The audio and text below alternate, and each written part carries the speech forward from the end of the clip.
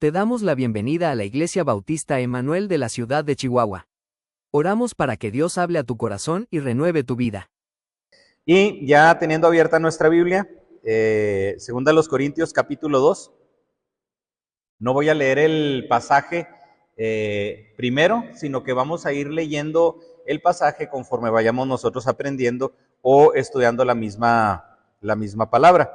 Ya habiéndonos puesto en manos de Dios, habiendo alabado, estando también receptivos a su voz, le pido por favor que tenga su Biblia abierta en este capítulo.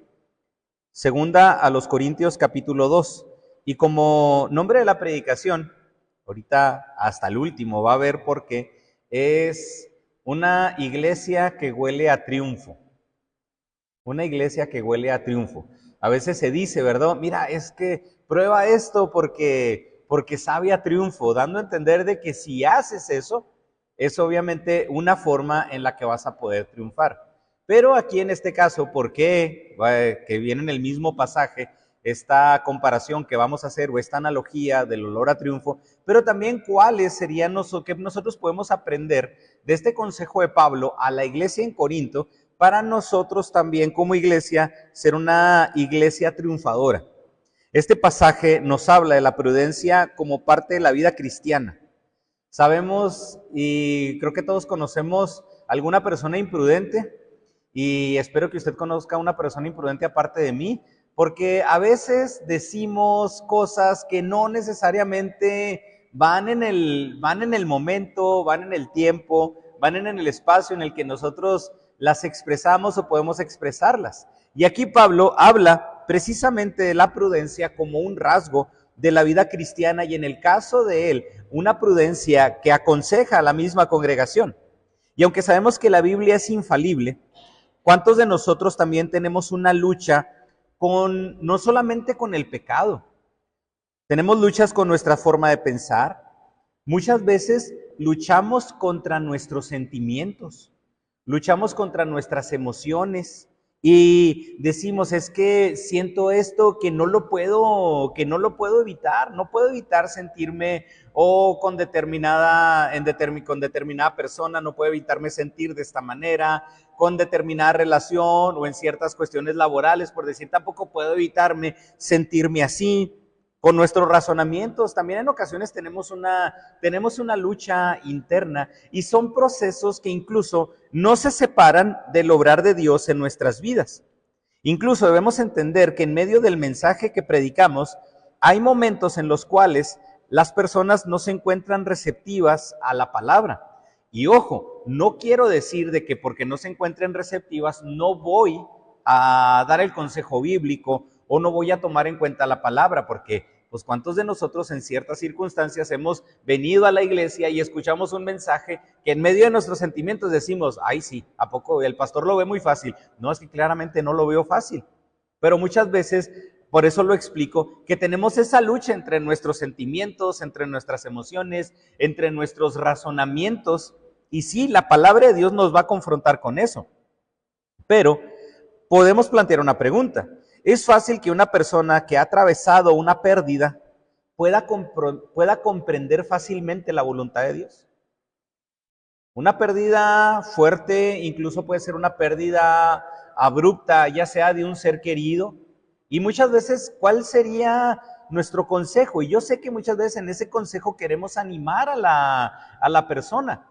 Pero imagínese una mujer que está atravesando o que ha atravesado incluso la pérdida de su esposo. ¿Qué podemos decir en ese momento? Imagínese qué insensibilidad decirle ahí que todo está dentro de la voluntad de Dios. Oye, espérate, o sea, espérate, ten también cierta prudencia. Ya hace tiempo, con una pérdida que sucedió con unas personas cercanas, llegué al funeral y me dice, ¿qué es lo que hago? Dime qué hago. Y yo nomás le puedo decir, no hay palabras que yo te diga que ahorita puedan consolar tu corazón. No hay algo que ahorita yo diga que te haga pensar de manera diferente, y le dije, pero en tu dolor, aquí estoy contigo.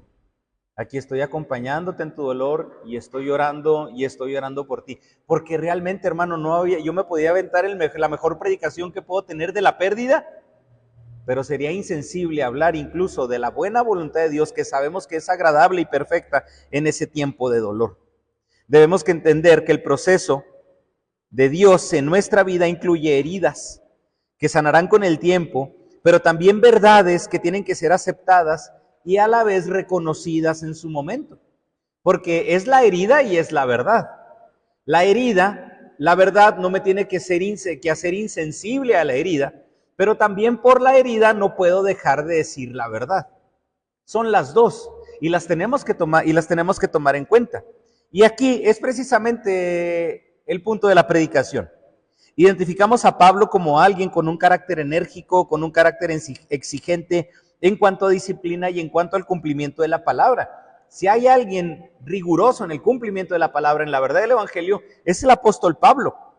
Pero también él comprendía que parte de ese cuidado hacia sus hijos en la fe, que es en este caso la iglesia en Corinto, Pablo también era sensible y deseaba tener una relación y fructífera con ellos. Y es por eso que en los primeros 4 versículos, les pido por favor que me acompañen a leerlos, es ver un ministerio que se ejerce con sabiduría. Un ministerio ejercido con sabiduría y mansedumbre. Dicen los versículos del 1 al 4, lo voy a leer en una versión que se llama La Palabra de Dios para Todos. Dice, por eso decidí no hacerles otra visita que les causara tristeza.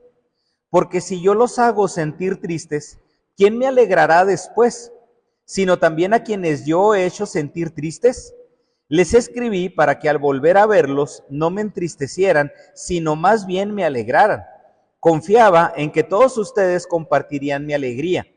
Cuando les escribí estaba triste, preocupado y lloraba, pero no les escribí para hacerlos sentir tristes, sino para que se dieran cuenta del gran amor y del cariño que siento por ustedes.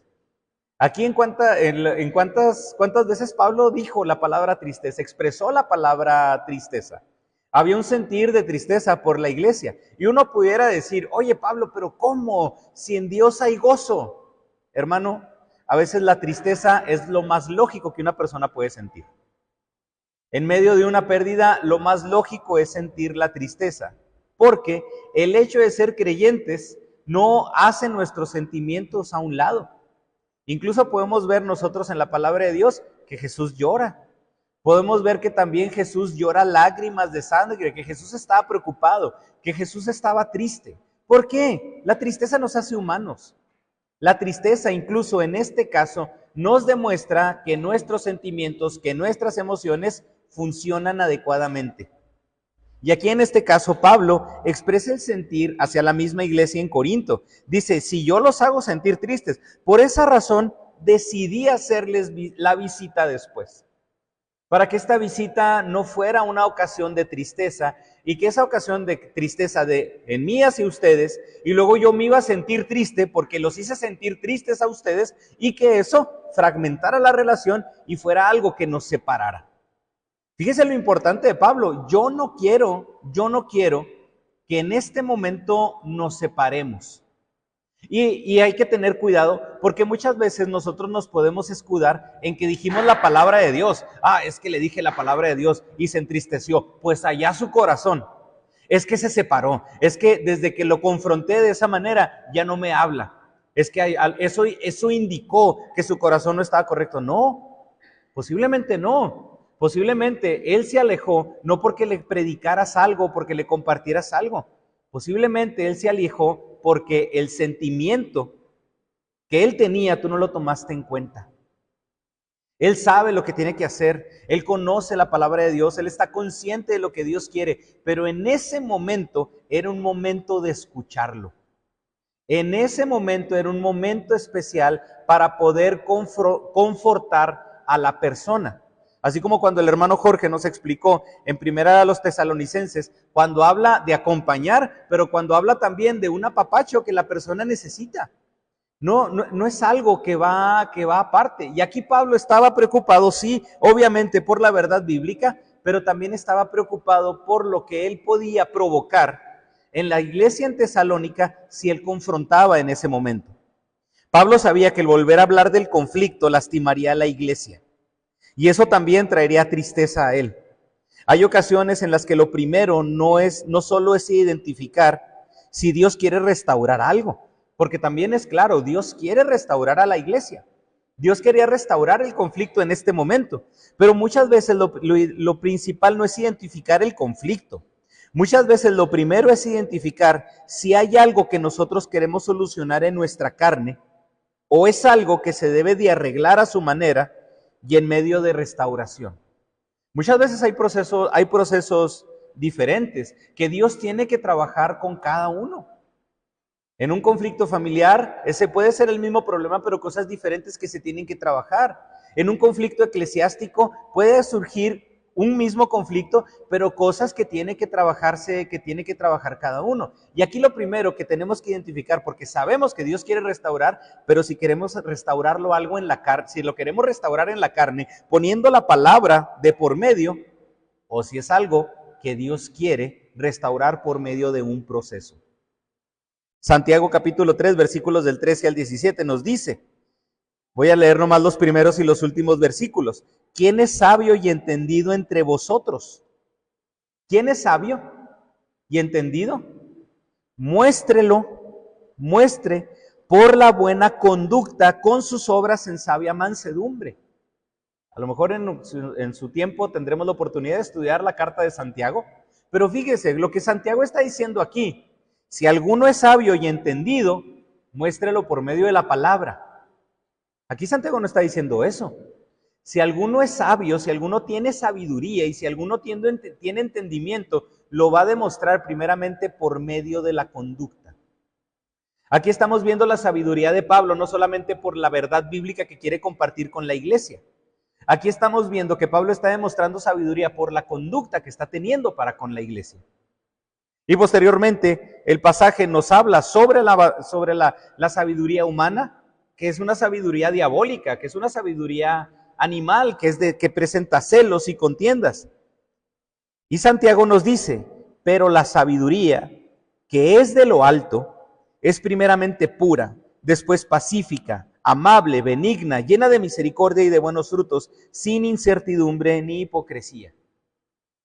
Porque a veces, a pesar del consejo bíblico, a veces el consejo bíblico no es pacífico. Porque a veces, a pesar del consejo bíblico, no hay amabilidad. Puede ser porque queremos hacer las cosas en nuestra sabiduría. Y aquí Pablo dice, quiero unificar a la iglesia. No quiero crear un conflicto en la iglesia, quiero ser benigno con la iglesia, quiero ser misericordioso con la iglesia. ¿Qué hago? ¿Tengo la palabra? ¿La voy a predicar? Por supuesto que sí. No voy a descuidar el consejo bíblico, pero también entiendo que si ahorita lo hago, voy a entristecer a los hermanos. Y eso puede fragmentar la relación de los hermanos conmigo. ¿Y qué dice Pablo? Es algo que no quiero. La sabiduría de lo alto es sabiduría pacífica, amable, benigna, llena de misericordia. La sabiduría divina es saber cuándo confrontar e incluso cuándo no hacerlo, dejando tiempo para sanar las heridas y permitir también que Dios vaya obrando en la mente de la persona. Eclesiastés capítulo 3 versículo 7 nos dice que hay tiempo para romper, hay tiempo para coser. Fíjese, hay tiempo de callar y hay tiempo de hablar. En eso consiste la sabiduría. Cuando callo y cuando hablo. Por eso es un ministerio ejercido con sabiduría, pero también con prudencia. Pablo nos muestra no solo su interés bíblico, sino también su lado humano. Hermano, que la verdad bíblica no nos deshumanice. Que la verdad bíblica no nos deshumanice. Y por eso me encanta estudiar los evangelios. Porque vemos a un Jesús compasivo con un paralítico, compasivo con un ciego, compasivo con un leproso. Me gusta estudiar el evangelio de Marcos cuando Jesús toca al leproso, que lo toca antes de ser sanado. Jesús podía tocar al leproso pues te toco ya sanado y no soy inmundo. No, pero Jesús toca al leproso siendo leproso. ¿Qué quiere decir ahí? Lo dignifica. Eso nos habla del lado humano de Jesús. Y la iglesia necesita ministerios que toquen leprosos antes de ser sanados. ¿Qué sucede cuando vemos más adelante en el capítulo 8 de Marcos, cuando le traen a un ciego a las afueras de la aldea y le dicen a Jesús, tócalo para que sea sano? ¿Y qué hace Jesús? Agarra al ciego, se lo lleva a las afueras de la aldea. Y usted se ha preguntado, o sea, sacar a una persona que no puede ver de una aldea, ¿cuánto trabajo, cuánto tiempo puede involucrar? ¿Por qué menciono esto? Porque a Jesús no solamente le interesaba, en este caso, sanar a esta persona. ¿Usted qué puede hacer mientras camina con una persona? Platicar, interesarse en ella, demostrarle ese afecto. Fíjese, en este caso, un Jesús que sana, pero no se deshumaniza. ¿Qué sucede cuando la mujer con flujo de sangre viene y toca el manto de Jesús en medio de toda la gente que se encontraba a su alrededor? ¿Qué hace Jesús? Porque me toca sin mi permiso. ¿A poco salió poder? ¿Por qué? Si sentí esto. ¿Qué es lo que te pasa? Estás inmunda y luego vienes y tocas mi manto. No, ve primero a hacer el ritual para lavarte. No, es sensible a la necesidad de la mujer, porque no solamente era la sanidad física. Esa mujer con el flujo de sangre durante todo ese tiempo era una mujer impura que no se podía acercar a la gente porque los hacía impuros a los demás. Y Jesús se interesa no solamente en el milagro físico, sino en el sentir también de la persona, por lo que estaba atravesando en ese momento. Por eso, hermano, que la verdad bíblica no nos deshumanice. Que la verdad bíblica, la gracia y la compasión nos lleven a refugiar a la iglesia primeramente en Dios. Muchas veces los pleitos y los desacuerdos en la iglesia sí consumen nuestra energía y consumen nuestra capacidad incluso de ministrarnos y de servirnos en amor unos a otros. Pablo no quería un conflicto como ese. Pero antes de terminar el capítulo, antes de terminar el capítulo anterior, Pablo dice que no quiere enseñorearse de la fe de los corintios. Es decir, la iglesia debe ser un lugar donde no haya conflictos por ejercer coerción. ¿Qué es la coerción? Es una presión ejercida sobre alguien para forzar su voluntad y su conducta. Hermano, pues no podemos forzar a nadie. No podemos forzar a alguien a servir. Y claramente, fíjese, no podemos forzar a alguien, incluso en un proceso de perdón. Oye, perdona. Oye, sana. Oye, restaura. No, espérate, primeramente, ¿qué hay en el corazón de la persona? No es que no nos interese, y lo aclaro, no es que no interese la verdad, por supuesto que interesa. Pero también nos interesa qué es lo que hay en el corazón de cada uno. En los momentos de crisis es donde podemos identificar la calidez humana de las personas. ¿Ha tenido conflictos usted con alguien? Muchas veces en los conflictos se ve la calidez humana. Cómo incluso en medio del conflicto podemos ser misericordiosos con alguien más. Cómo en medio del conflicto podemos buscar la forma de sanar la situación. El conflicto, incluso los conflictos dicen mucho de nosotros, porque muchas veces en el conflicto también resaltan áreas del carácter que no vamos a ver si no estamos en conflicto.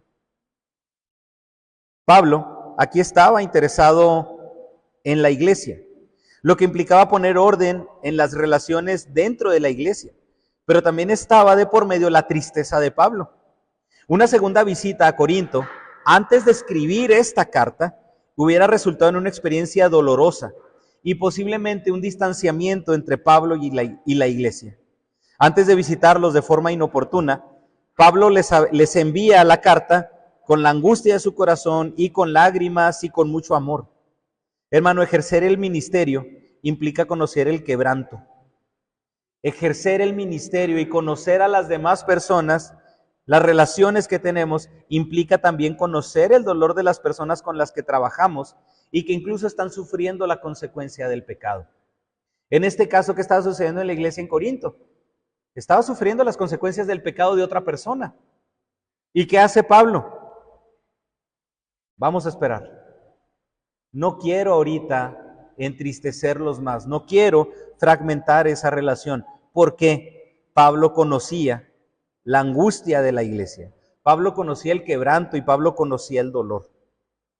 Quienes han experimentado problemas dentro de la iglesia saben o sabemos que se necesita, aparte de la verdad bíblica, la calidad humana. Porque la verdad bíblica sin calidad humana lastima.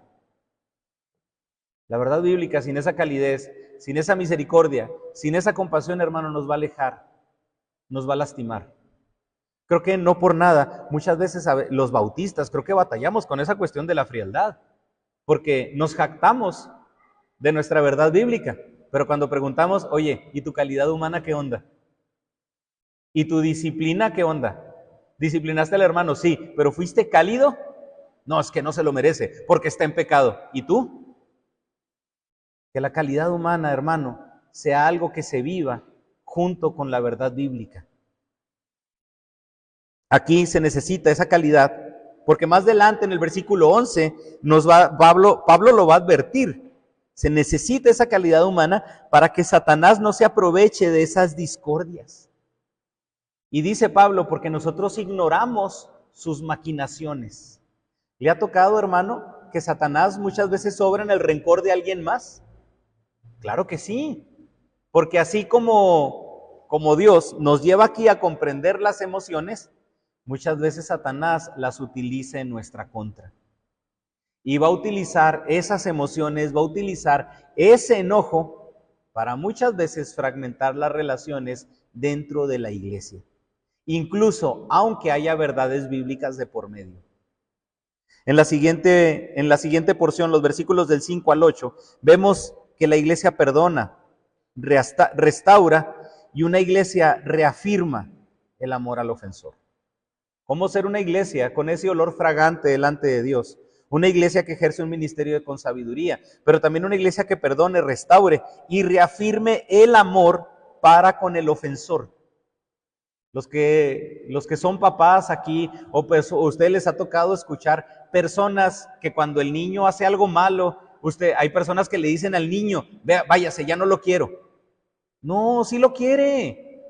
Sí lo quiere, es su chamaco, es su criatura, ¿cómo no lo va a querer? Pero muchas veces, ¿qué necesita el hijo después de que nosotros le enseñamos y lo disciplinamos? Reafirmar el amor que tenemos para con ellos, porque no se puede ser insensible. Aquí es lo que sucede, versículos del 5 al 8, pero si alguno me ha causado tristeza, no me la ha causado solo a mí, sino en cierto modo, por no exagerar, a todos vosotros.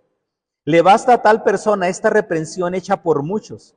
Así que, al contrario, vosotros más bien debéis perdonarle y consolarle para que no sea consumido de demasiada tristeza. Por lo cual os ruego que confirméis el amor para con él. Pablo ya anteriormente había hablado de la verdad.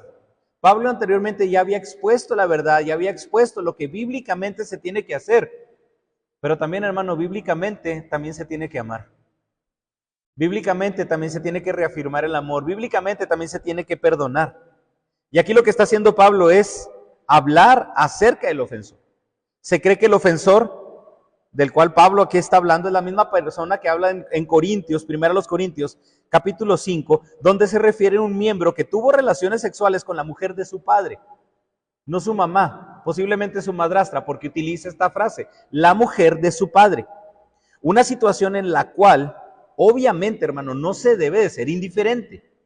No se debe de ser indiferente a eso, pero también se debe de ser prudente tanto en el abordaje como en el acercamiento con base en el tiempo.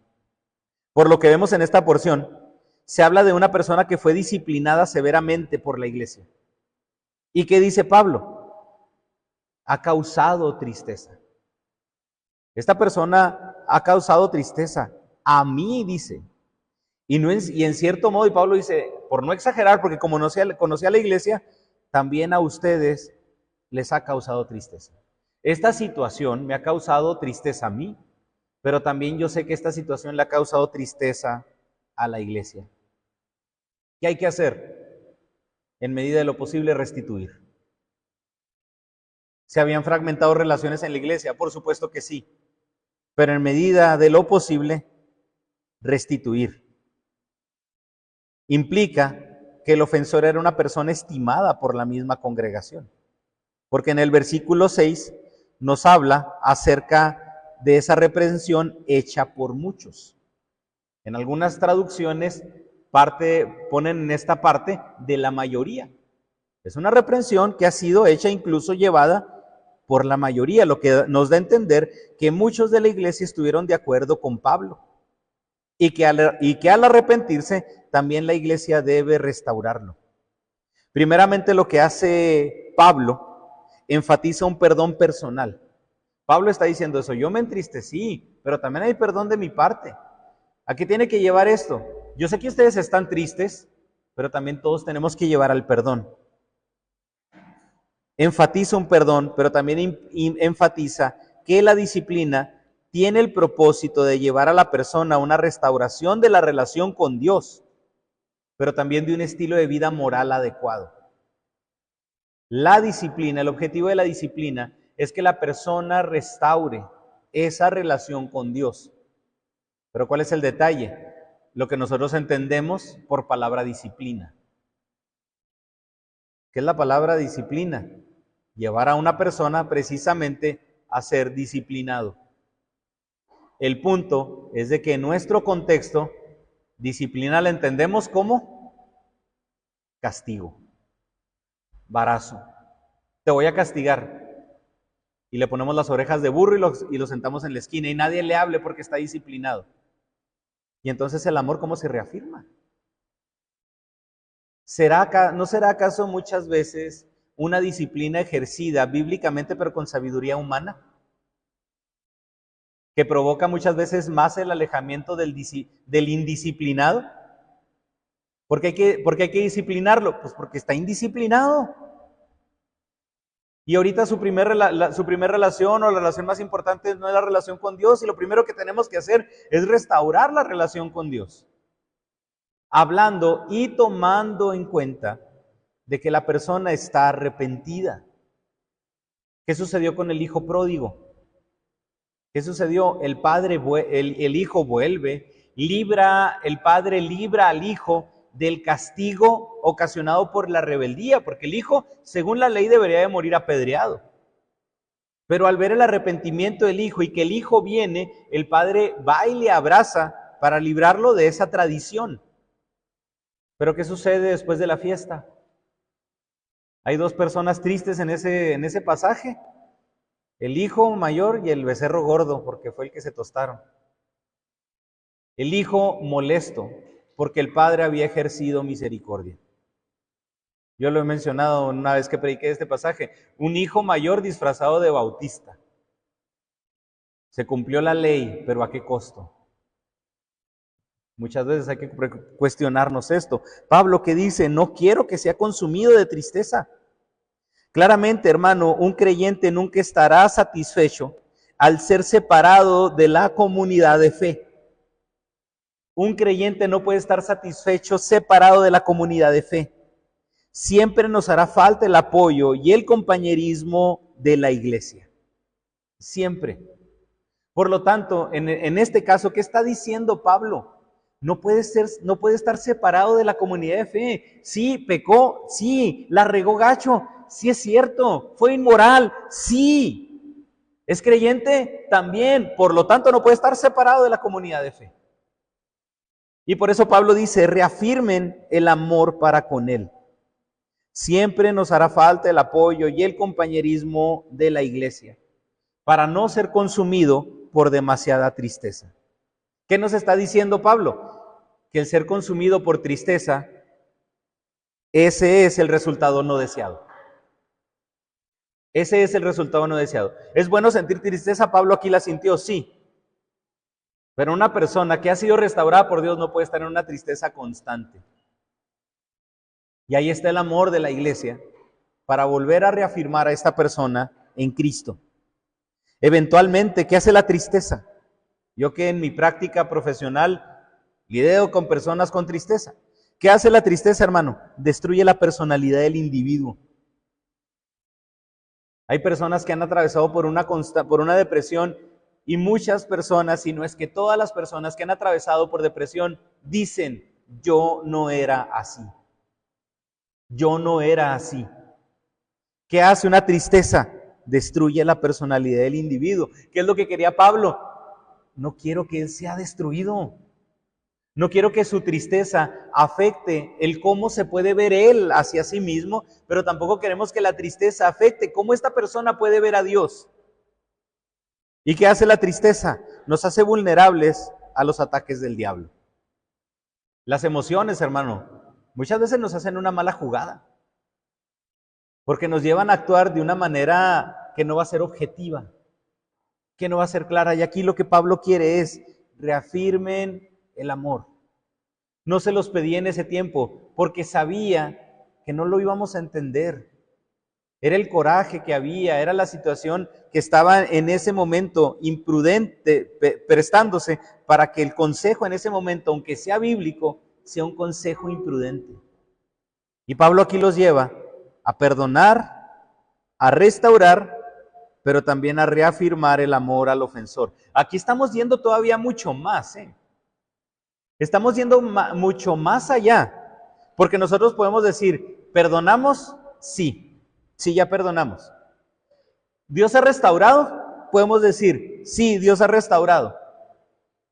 Pero que si Dios también nos dice, reafirma el amor de Dios para con él. Ay, caray, hermanos, eso ya está todavía más difícil. Porque podemos decir, perdono, pero la confianza se tiene que restaurar. Por supuesto que sí, también eso lo entiendo.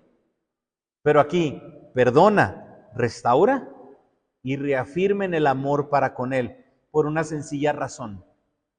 Porque él también era parte de la iglesia. Hermano, en la iglesia se perdona, en la iglesia se restaura y en la iglesia se reafirma el amor. Eso es lo que Dios ha hecho con nosotros. No conozco a alguien aquí que haya pecado y que después de ir a Dios a pedirle perdón y que después de ir delante de Dios y decirle, Dios, restáurame, a ninguno de nosotros Dios nos ha dicho, ya no te amo. A ninguno de nosotros. Dios nos restaura, Dios nos perdona y Dios constantemente reafirma su amor para con nosotros. ¿Y qué hace la iglesia, hermano? Demuestra el carácter de Dios. Los versículos del 9 al 10, 9 al 11, podemos ver que el perdón de la iglesia va a impedir que Satanás obre. Una iglesia con olor fragante es una iglesia que impide que Satanás obre. Versículos del 9 al 11. Porque también para este os fin escribí, para tener la prueba de si vosotros sois obedientes en todo, y al que vosotros perdonáis, yo también, porque también yo lo he perdonado. Si algo he perdonado por vosotros, lo he hecho en presencia de Cristo, para que Satanás no gane ventaja alguna sobre nosotros, pues no ignoramos sus maquinaciones. Aquí Pablo resalta algo muy importante en el versículo 10. Si he perdonado, lo he hecho en presencia de Cristo. Esto es una base importante. ¿Alfonso puede perdonar? Sí puede perdonar, hermano, pero hay cosas en las que necesito a Cristo para perdonar. Hay cosas en las que necesito el carácter de Dios en mi vida, orar para poder perdonar. Por lo dicho aquí, Pablo está poniendo a prueba a la iglesia. Siendo él la víctima, ya declaró también su perdón personal y da instrucciones específicas a la iglesia. En cierta forma, Pablo invita a la iglesia a practicar y también a actuar por él en una completa restauración aquí del creyente ofensor. ¿Lo ofendió? Sí ofendió. ¿Estamos menospreciando el pecado? No, pero estamos hablando de lo importante de la restauración. Aquí, Pablo está participando de ese mismo perdón. Obviamente, Pablo había escuchado por medio de Tito que el ofensor había mostrado genuino arrepentimiento, o había mostrado arrepentimiento, porque decir genuino arrepentimiento es como decir subir la subida y bajar la bajada. Si es arrepentimiento, según la palabra, es genuino. Y Pablo se entera por medio de Tito que el ofensor se había arrepentido y que se había angustiado profundamente, quedando en ese peligro de hundirse en la desesperación. Porque es importante reafirmarnos el amor mutuamente.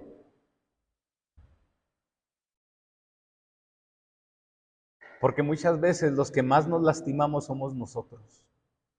Y nosotros me refiero a nosotros de manera personal. No sé si usted ha cometido un error tan fuerte en el que usted incluso batalla para perdonarse a sí mismo. ¿Qué dice Pablo aquí? Reafírmenlo. Reafírmenlo. Esa persona necesita reafirmar el perdón.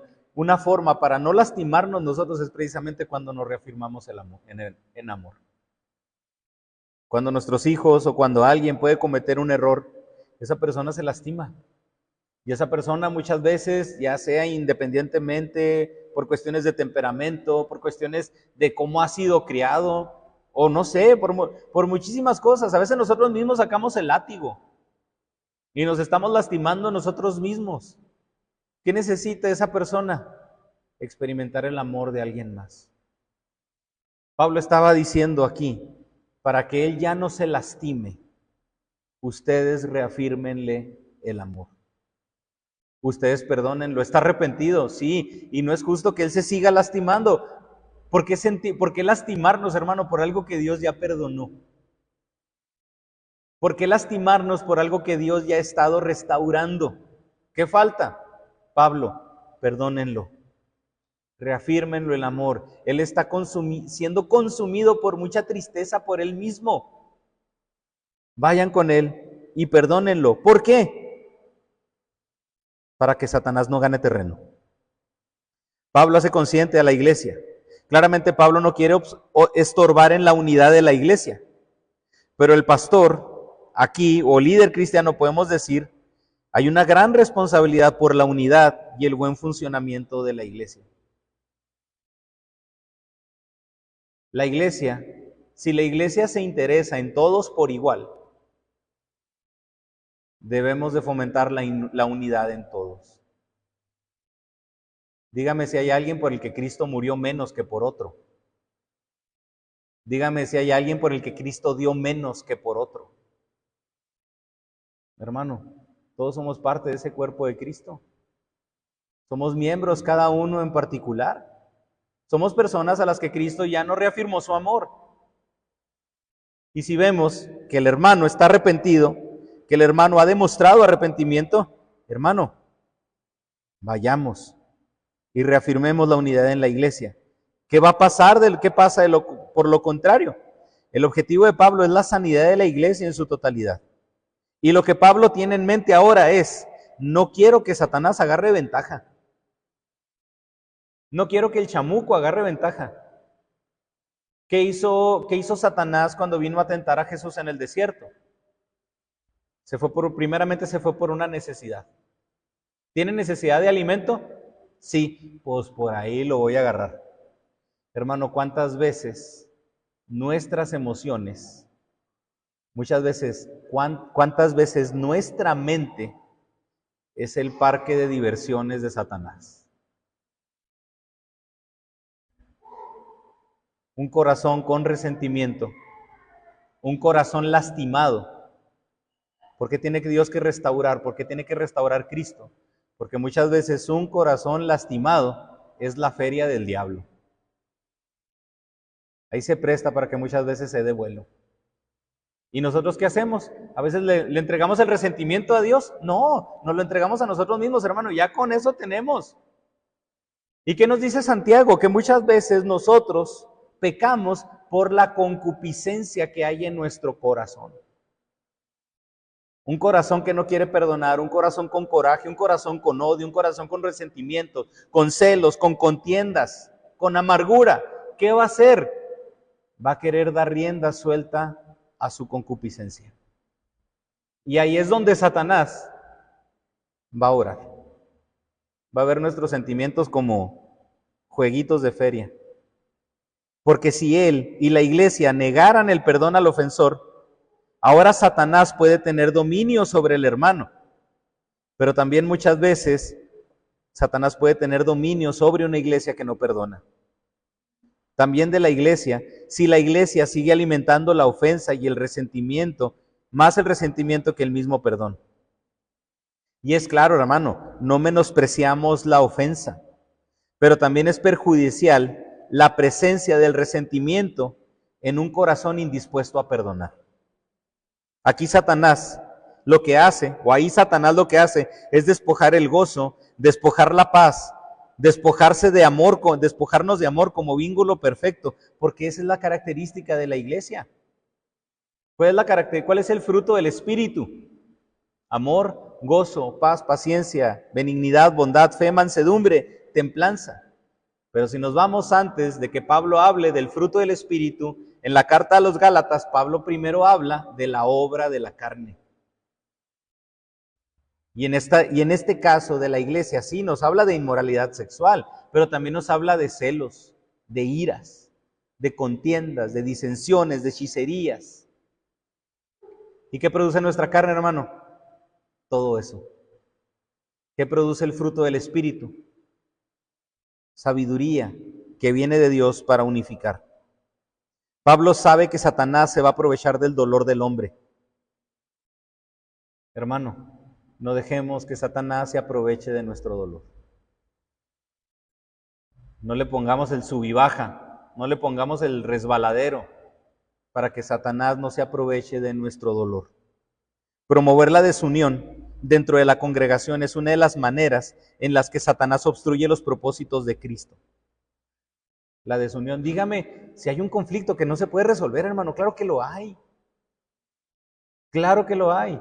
Más adelante Pablo va a hablar acerca de esa renovación, de que somos nuevas criaturas, de que Pablo ya restauró nuestra relación, de que Cristo ya restauró nuestra relación con Dios. Hermano, la relación menos reconciliable, Cristo ya la reconcilió, que era la relación del hombre con Dios. ¿Cristo no podrá reconciliar relaciones? Por supuesto que sí. Si ya reconcilió la menos irreconciliable, la de Dios con nosotros. Dentro del contexto de la iglesia, entendemos que el perdón es obligatorio. Pero también Pablo fue prudente aquí. Esto iba a ocasionar tristeza. Ahora sí, ya están preparados para poder escuchar esta exhortación. Perdonen. Por amor al que se equivoque, el perdón es obligatorio. Por el bienestar de la iglesia, el perdón es obligatorio. Por el bienestar de aquellos a los que les corresponde perdonar, pero también a los que les corresponde ser perdonados, para la integridad del compañerismo de la iglesia. Porque en la iglesia se expresa y se vive la misericordia de Dios. Que levante la mano el que no necesita la misericordia de Dios, hermano. Qué bueno que todos las dejamos abajo. Todos necesitamos la misericordia de Dios. Todos, absolutamente todos necesitamos la misericordia de Dios. Versículos 12 y 13 nos habla de la preocupación de Pablo. Dice, cuando llegué a Troas para predicar el evangelio de Cristo, aunque se me abrió puerta en el Señor, no tuve reposo en mi espíritu por no haber hallado a mi hermano Tito. Así, despidiéndome de ellos, partí para Macedonia. Pablo se le abrió una puerta para predicar. ¿Y qué hace? Tuve la oportunidad de predicar, pero no estuve a gusto, no tuve descanso. No tuve descanso. Ya después llega su momento en el que se dio la oportunidad para ir a Macedonia. Después de su visita a Corinto, Pablo decide volverlos a visitar camino a Macedonia, pero por cambio de planes, ya lo hablamos la semana pasada, decidió dejar, y en este caso, por prudencia, decidió dejar un tiempo a los corintios para que lo pensaran, para que meditaran. Por eso es el cambio tan abrupto de tema de primera a los corintios a segunda a los corintios. Les dio tiempo para la exhortación. Hay ocasiones en las que he recibido pacientes y la sesión es fuerte, la sesión es pesada. Algo de lo que muchas veces digo en las clases es de que no nos esforcemos porque el paciente salga contento de la sesión. Muchas veces no sale contento, muchas veces no sale con esperanza, pero ese es el punto, porque cuando sale y el enojo se reduce, llega el momento de la razón, llega el momento del pensamiento, llega el momento en el que la persona ya empieza a razonar. Cuando llegan a la siguiente sesión, muchas veces es, no, sí me enojé, pero después de pensarlo, sí hay cosas que son ciertas. Porque pasa el enojo, pasa la emoción, pasa la tristeza y viene otro proceso, que es el proceso de la razón. Es lo que pasa entre la primera carta y la segunda carta. La primera carta es una exhortación enérgica, es una exhortación fuerte, pero qué casualidad que la segunda carta empieza con el consuelo de Dios. Sí, Corintios, sí es cierto. O sea, este pecado es cierto, ahí estaba con ustedes, es cierto ese pecado. Y no puedo menospreciar ese pecado, iglesia en Corinto. Pero ¿saben qué? Hay consolación en Cristo. Hay restauración en Cristo. Hermano, créame, ningún sistema religioso, ningún ídolo, ningún Dios con D minúscula ofrece la consolación que Dios ofrece. Nadie, porque para empezar no existen. Pero si hay algo maravilloso que nosotros podemos ver en Cristo, es de que hay perdón, hay consolación y hay la reafirmación del amor. En este caso, Pablo obviamente tenía ese sentir de no tener reposo, pero manda su carta, dicen algunos, una carta severa, como la primer parte de la carta a los Corintios, y a la iglesia desde Éfeso, por manos de Tito, y se va al norte rumbo a Macedonia. Manda una parte de la carta y Pablo se va a Macedonia. Recordemos, vimos que las dos cartas a los Corintios se dividen en 4 fragmentos. Entonces Pablo manda parte de la carta con Tito, él se va a Macedonia, pero Pablo no está a gusto. Por eso mencionan algunos de esta carta severa. Ya para en Troas para predicar, porque se abre esta puerta, pero estaba tan ansioso de noticias de Corinto que no tuvo ánimo incluso para así hacerlo como muchas veces lo pudiera hacer. Cuando Tito no llega a Troas, continúa su viaje a Macedonia. Y sabemos que se reunieron Tito y Pablo en Macedonia y que fue ahí donde Tito le da la buena noticia de que los corintios se habían arrepentido.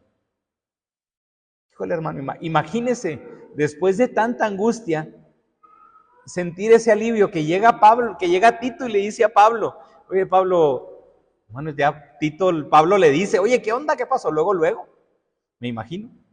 Y Tito, Pablo, se arrepintieron. Hay arrepentimiento en Corinto.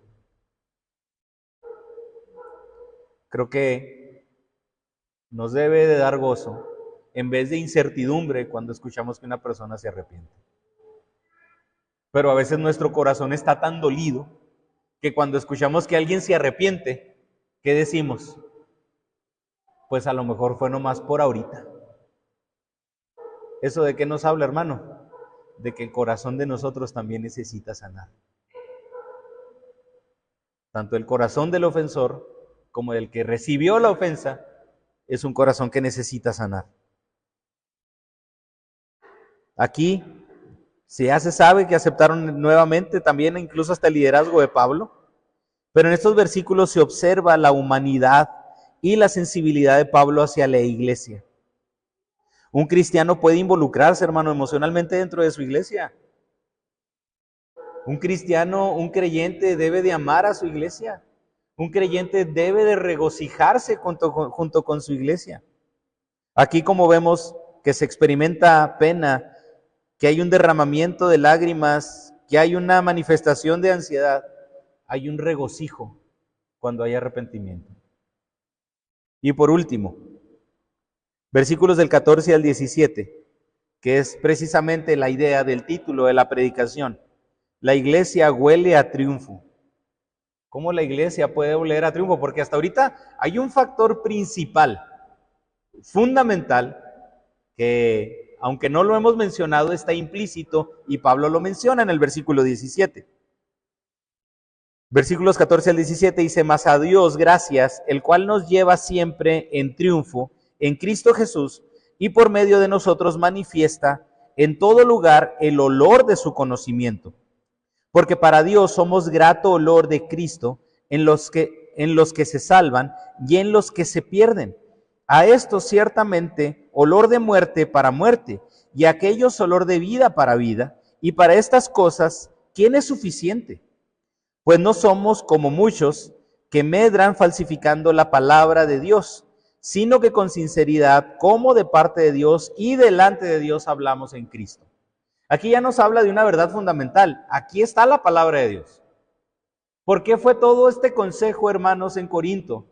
Porque no falsifico la palabra de Dios, no adultero la palabra de Dios, no voy a menguar lo que la palabra de Dios dice. Si se fija, Pablo está dejando claro los dos puntos. Al principio hablando de la importancia y la prudencia que debemos de tener en medio de un proceso de tristeza, pero también aquí de la importancia de que la palabra de Dios es algo que tiene que estar presente. Pero aquí dentro de todo, pues es importante explicar un poco del contexto para poder entender por qué Pablo dice tanto de olor. Pablo escribe su gratitud a Dios primeramente. Gracias a Dios, el cual nos lleva de triunfo en Cristo Jesús. Hermano, la iglesia no puede ser triunfante si no está en Cristo. No puede haber triunfo en nuestra vida si no estamos en Cristo. Esta es una idea aquí esencial y fundamental. Pero ¿por qué menciona ya las demás palabras acerca del olor y todo eso? Porque Pablo está haciendo una referencia a un desfile de victoria que tenía un ejército romano cuando entraba a la ciudad. Cuando venía el ejército, un ejército que había ganado una batalla ante otro pueblo, se hacía toda una fiesta. Y se hacía precisamente una recepción hacia el ejército con un desfile. Y lo primero que entraba en el desfile, lo que estaba a la cabeza del desfile, era un general victorioso. El general se encontraba a la cabeza. La gente le echaba flores en el camino y los sacerdotes a la par estaban con incensarios. De manera que toda la ciudad o por donde pasaba el desfile olía a incienso. Pero ellos, aunque eran acciones de gracias para ellos, para el dios Júpiter, para Marte, Pablo está únicamente utilizando el ejemplo del desfile y del olor. Había otros dos grupos atrás del general y del ejército. Y olía a incienso, había ramas, había flores. Y había un olor muy característico. Atrás de ellos, recuerden, entraba el general, los reyes o jefes del otro ejército que se habían ofrecido o que se habían rendido voluntariamente. El hecho de rendirse implicaba que ahora yo ya voy a servir a tu rey. Entraba el general y abajo el otro ejército que se había rendido. No rendimos. ¿Y qué vas a hacer si te rindes? Ahora yo voy a servir a tu rey. Ellos se rendían voluntariamente a las fuerzas romanas. Este grupo era perdonado, era un grupo perdonado. Era un grupo que marchaban en esa parte libres atrás del carro del general, y que muchas veces esa parte del ejército arrepentido volvía a su patria, pero ahora sirviendo al imperio romano. Pero eran libres y volvían. Ok, te arrepentiste, o más bien nos estás pidiendo misericordia, la vamos a tener, pero ahora vas a servir a Roma. ¿Qué sucedía? ¿Y cuál era la otra parte del desfile? Atrás del ejército arrepentido, vamos a mencionarlo así, atrás estaba otro grupo que se había resistido. Ese último grupo iban cargados en cadenas porque ellos sabían que estaban sentenciados a morir. El mismo olor de incienso, para unos era victoria, he sido perdonado, y para otros era voy a morir. El mismo olor. ¿Y qué dice Pablo aquí? Porque para Dios somos grato olor de Cristo, en los que se salvan y en los que se pierden. Y dice, a estos ciertamente olor de muerte para muerte, y a otros olor de vida para vida.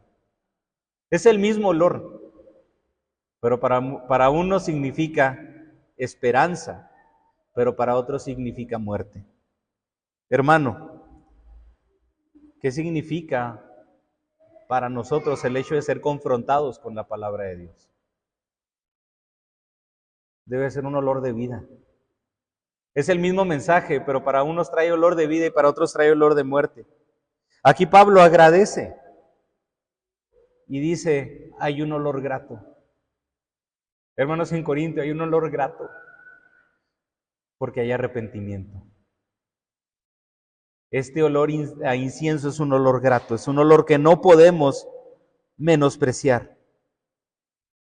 Ese olor significaba relación o odio hacia el vencedor. ¿Cuál es nuestro olor, hermano? ¿Cuál es nuestro olor delante de Dios? Es ese incienso. Pero para nosotros, ¿qué representa ese olor? Pablo termina el capítulo hablando de esa motivación y les hace ver a los hermanos que precisamente tenemos que ser ese olor fragante delante de Dios y que en ese caso ellos lo eran. Por eso agradece. Agradezco a Cristo, porque el hermano se arrepintió. Por lo tanto, hermanos, en Corinto hay olor fragante.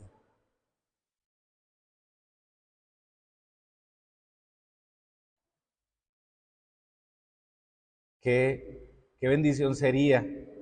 Obviamente no lo podemos, no va a suceder, ¿verdad? Pero qué padre que nosotros podamos venir cada domingo, que podamos estar cada semana en nuestra casa y que cada día podamos decir, aquí huele a que alguien fue perdonado. Aquí huele a que Dios restauró su relación con alguien. Imagínese, hermano, venir nosotros todos los domingos con ese sentir. Dios me perdonó. Estoy aquí porque Dios me perdonó. Hay unidad en la iglesia porque Dios me perdonó.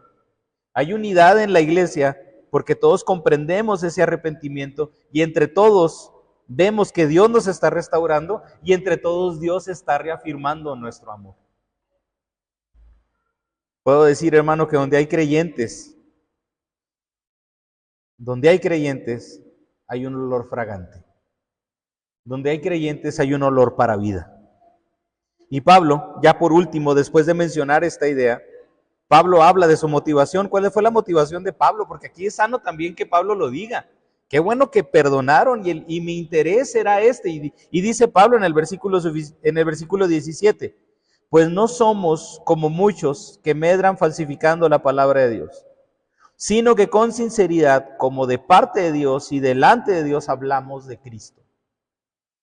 Es como si dijera, hermanos, en Corinto, se llevó a cabo este proceso de perdón, de restauración, de reafirmación, porque nunca pretendimos falsificar la palabra de Dios. Porque nunca se pretendió disminuir, rebajar la palabra de Dios. Aquí esa es la motivación de Pablo. Habla de esa motivación y la forma también incluso en la que los falsos maestros usan la palabra de Dios. Incluso los acusa de ser falsificadores de la palabra. Hermano, cuando la palabra de Dios no está siendo predicada de manera completa, es palabra falsificada. La verdad de Dios viene de una manera completa y total. No podemos dejar de lado consejos bíblicos para que una persona esté contenta. No podemos falsificar, no podemos diluir la palabra de Dios. Personas que estaban en el ministerio de la palabra, incluso aquí para obtener una recompensa, para complacer a los creyentes. Aquí Pablo está utilizando cómo en ese entonces se utilizaba el adulterar ciertas bebidas para que la bebida no fuera una bebida tan fuerte. Marca esa diferencia entre la falsa doctrina o la falsa fe y una fe verdadera que ha venido como consecuencia de una palabra que no ha sido diluida. Aquí no podemos, hermano, adulterar la palabra. No podemos debilitar la verdad para no ofender a quienes la escuchan. La palabra de Dios, ¿qué va a ocasionar? ¿Olor a muerte o olor a vida? Va a ser la misma palabra. ¿Qué podemos ver nosotros en los evangelios cuando Jesús predicaba? ¿Qué podemos ver nosotros en Juan capítulo 6, cuando Jesús habla de la enseñanza del pan de vida.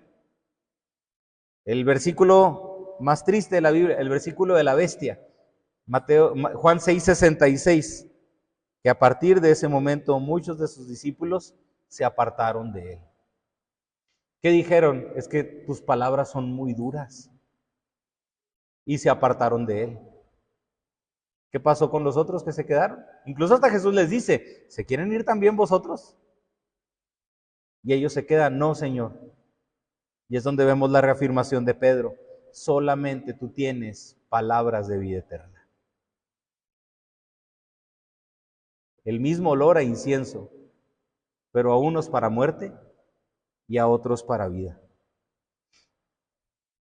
Aquí es esa diferencia, hermano. Pablo defiende su autoridad y su ministerio, que todavía lo vamos a ver en el capítulo 3.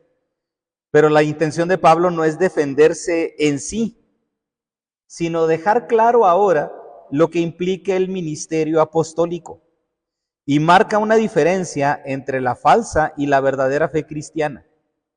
Es curioso que en este tiempo hay demasiados productos cristianos adulterados. No porque veamos la etiqueta cristiano, quiere decir que algo contiene una verdad bíblica. Pero como no conocemos tanto la verdad bíblica, como no hemos interpretado, metido tanto a la Biblia, ¿qué decimos? Cualquier cosa que dice cristiano, mira, es cristiano, ya me convence. Y desde cualquier cosa, o sea, incluso hasta en una relación, fulano es cristiano, mira, debe ser buen compañero de trabajo. No, espérate, conócelo más a fondo. ¿Y qué decimos? Canciones cristianas, música cristiana, ya nomás nos falta decir carros cristianos, ¿verdad? O sillas cristianas. No, hermano, depende del uso que obviamente nosotros le estamos dando. Pero, ¿cuántas cosas en la actualidad están siendo falsificadas? En ese entonces se vendía vino que se adulteraba con agua para incrementar ganancias. Ahorita en el ejemplo que le daba de las bebidas, se reducía con agua y se incrementaban las ganancias. Bueno, nosotros podemos ver el ejemplo de las bodas de Canaán, que Jesús, cuando convierte el agua en vino, que viene esta persona, el maestresala, y dice, oye, tú dejaste el mejor vino para el último. Todo es al revés, el mejor vino al principio y el último, porque cuando ya están borrachos, pues ya le siguen entrando, pero tú dejaste el mejor vino para el último. Llega y le dice esta persona al invitado, porque era algo que se rebajaba. Karl Barth dijo, la palabra no está a la venta. La palabra no está a la venta. Por eso no necesita vendedores, porque no está a la venta por ningún precio. Hermano, no necesitamos vender la palabra, necesitamos predicarla, tal y como es. No necesitamos ser vendedores que convenzan a la gente. No, la palabra los tiene que convencer. No necesitamos ser vendedores que comprometen o complacen a los oyentes. Y esto es algo, entonces también una aplicación muy pertinente para nosotros y creo que para toda la iglesia cristiana en la actualidad. No puede haber una iglesia triunfante, sana, madura, si la palabra de Dios se encuentra alterada. No va a haber creyentes maduros si la palabra de Dios se encuentra o está siendo adulterada. Tanto el ministerio del pastor como el de toda la iglesia y el de los líderes es alimentar a la iglesia con la palabra. La iglesia debe aceptar la palabra de Dios en toda su pureza, porque la misma palabra, hermano, nos va a llevar a refugiarnos en Cristo. Aquí podemos ver que la persona, que el ofendido, que el ofensor, que la iglesia, aunque no fue directamente, no pudo haber sido directamente con toda la iglesia, pero la iglesia se sintió ofendida, la iglesia fue ofendida, Dios fue ofendido. Pero cuando vamos a la palabra, nos encontramos que Dios no nos rechaza. Nos encontramos que Dios nos restaura, nos encontramos que Dios nos perdona. Obviamente el arrepentimiento es fundamental, pero el amor es reafirmado. No hay persona, o lo explico de las dos maneras. No hay persona que no encuentre perdón y refugio en Cristo si va a la palabra. Puesto de manera positiva, si usted va a la palabra, se va a encontrar en el perdón y en el refugio de Cristo. Por último, nomás termino con esta idea, que sí es necesario también enfatizarla, porque habla de falsificadores de la palabra. La única forma en la que se pueden terminar los falsos maestros, es que haya falsos oidores. Que Dios, hermano, nos permita a nosotros ser oidores verdaderos. Ser personas que cuando leen la palabra, que cuando van a la palabra, el objetivo de nosotros es refugiarnos en el carácter de Cristo.